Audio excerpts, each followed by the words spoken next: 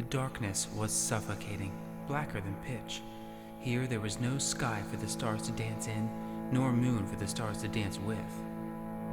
The people of Caverna had no knowledge of a dawn's scattering darkness, or how a blooming light in the east can steadily wash each color of blue from the atmosphere one shade at a time. Darkness was simply part of this strange world they lived in, like bars are to a cage. They knew no different, just as they knew no freedom.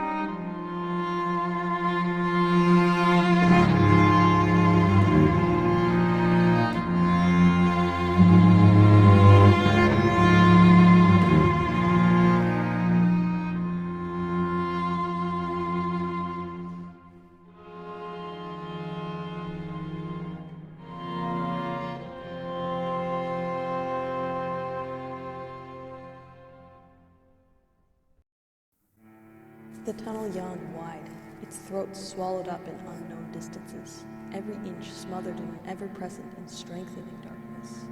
The ruddy, dim lights of the lanterns did their best to illuminate the vague environment of the avenue. Sub-streets ran perpendicular to the tunnel, turning both left and right, and small, crumbling buildings sat smack in the middle of the throughway, like a little town all of its own. Chiara had heard of this in some of the larger streets, but had never seen it for herself. Thin, rotting doors, if any at all, lined the walls of the tunnel, entrances of some of the meager homes. Others still resided high above on the second level, where old ladders full of missing rungs and wooden staircases led to the rickety platforms and natural stone catwalks running overhead, skinny and coughing layers of rock dust whenever feet traversed across. And still, with all this ample living space, there were those without even the simplest of homes.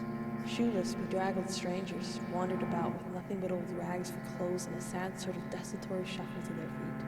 Others sat against the cave walls with no more than a creaky crate for sitting and an empty cup for begging to call their own.